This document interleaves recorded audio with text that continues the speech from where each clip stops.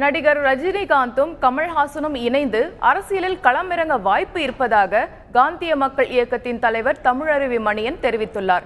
இது தொடர்பாக தந்தி டிவிக்கு அவர் அளித்துள்ள பேட்டியை பார்ப்போம்.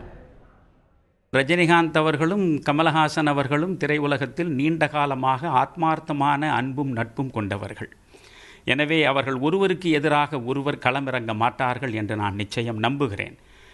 ரஜினிகாந்தை பொறுத்தவரையில் அவர் அரசியலில் அடியெடுத்து வைப்பது என்பது சர்வ நிச்சயம். அவர் அரசியல் கட்சியை தொடங்குவது என்பதும் சர்வ நிச்சயம்.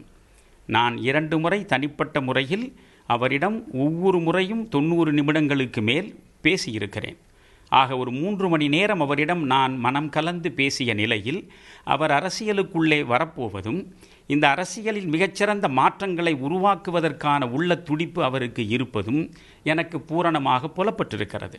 எனவே ரஜினிகாந்த் அவர்கள் அரசியலுக்கு வருவது மிக சத்தியமான ஒரு சான்றாகிவிட்ட நிலையில் கமல்ஹாசன் அவர்கள் ரஜினிகாந்தோடு கரம் சேர்ப்பார் என்று நான் நம்புகிறேன்.